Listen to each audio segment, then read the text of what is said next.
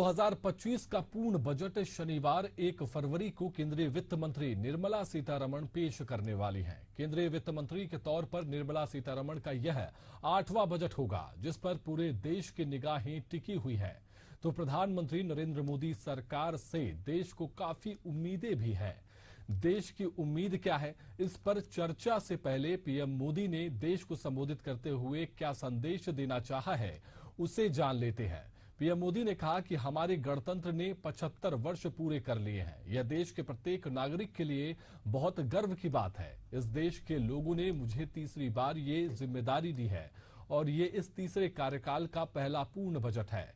मैं विश्वास से कह सकता हूं कि 2047 में जब आजादी के 100 साल होंगे, विकसित भारत का जो संकल्प इस देश ने लिया है, उस दिशा में यह बजट एक नया विश्वास पैदा करेगा, नई ऊर्जा देगा कि देश जब आजादी के 100 साल मनाएगा तब विकसित होकर रहेगा। 140 करोड़ देशवासी अपने सामूहिक प्रयासों से इस संकल्प को पूरा करेंगे। नमस्कार, मैं हूं आपके साथ सिद्धांत पाठक। उम्मीद है कि आप सभी खुशी खुशी होंगे और बड़ी उम्मीद है कि 1 फरवरी को आने वाला देश का आम बजट आपकी खुशियों पर चार चांद लगाने वाला साबित होगा। प्रधानमंत्री नरेंद्र मोदी सरकार की वित्त मंत्री 1 फरवरी को साल 2025 का पूर्ण बजट लोकतंत्र के मंदिर में पेश करने वाली है। इससे पहले प्रधानमंत्री मोदी के इन चंद लाइनों पर गौर करें तो उनका पूरा इशारा देश की इकोनॉमी पर ही है। पर समझना यह भी जरूरी है कि वास्तव में देश की जनता की उम्मीदें क्या हैं। देखिए हमारी यह खास प्रस्तुति।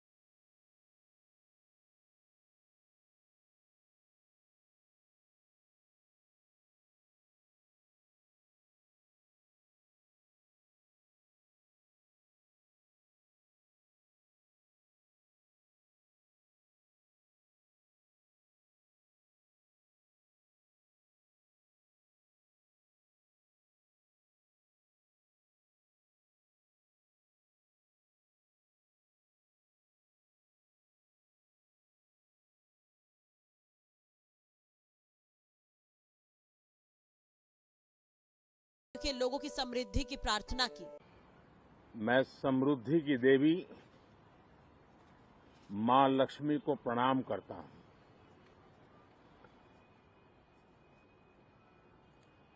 और ऐसे अवसर पर सदियों से हमारे यहां मां लक्ष्मी का पुण्य स्मरण किया जाता है। सिद्धि बुद्धि प्रदे देवी, सिद्धि बुद्धि प्रदे देवी, भुक्ति मुक्ति प्रदायिनी, भुक्ति मुक्ति प्रदायिनी, मंत्र मूर्ते सदा देवी, मंत्र मूर्ते सदा देवी, महालक्ष्मी नमोस्तुते, महालक्ष्मी नमोस्तुते। मां लक्ष्मी हमें सिद्धि और विवेक देती है, समृद्धि और कल्याण भी देती है। मैं मां लक्ष्मी से प्रार्थना करता हूं कि देश के हर गरीब एवं मध्यम वर्ग समुदाय पर मां लक्ष्मी की विशेष कृपा रहे। इसके साथ ही प्रधानमंत्री मोदी ने बजट पूर्व संबोधन में भविष्य के विकसित भारत की तरफ इशारा करते हुए पेश होने वाले बजट की तरफ संकेत किया है। उनकी चंद लाइनों पर गौर किया जाए तो सीधे मायने में इशारा इकोनॉमी की ओर है। साथियों, हमारे गणतंत्र के 75 वर्ष पूरे हुए हैं।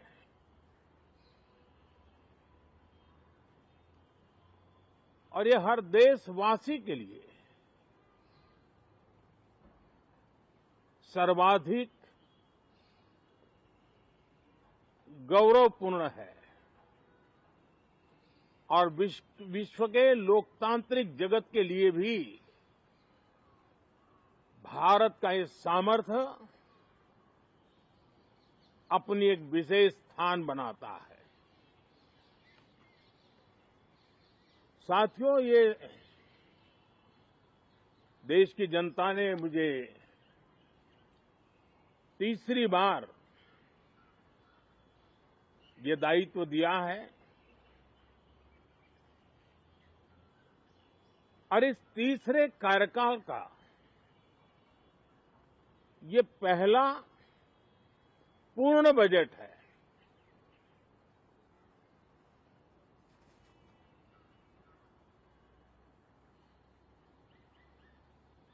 और मैं विश्वास से कह सकता हूं कि 2047 जब आजादी के 100 साल होंगे, विकसित भारत का जो संकल्प देश ने लिया है, ये बजट सत्र, ये बजट एक नया विश्वास पैदा करेगा, नई ऊर्जा देगा कि देश जब आजादी के 100 साल मनाएगा तब विकसित होकर रहेगा। 140 करोड़ देशवासी अपने सामूहिक प्रयास से राष्ट्रपति के बजट अभिभाषण में सरकार की जिन बातों को प्रमुखता से रेखांकित किया गया है, उसमें विकसित भारत 2047 को ही सांकेतिक भाषा में बताने की कोशिश की गई है। हालांकि वर्तमान हालात और भावी योजनाओं के साथ समावेशी बजट की संभावना से इनकार नहीं किया जा सकता, लेकिन यहाँ पर सबसे जरूरी बात है कि इस बजट से देश की उम्मीद कितनी पूरी हो पाती है। 140 करोड़ भारतीयों की उम्मीदों पर केंद्रीय वित्त मंत्री निर्मला सीतारमण कितना खरा उतर पाती है। केंद्रीय मंत्री निर्मला सीतारमण के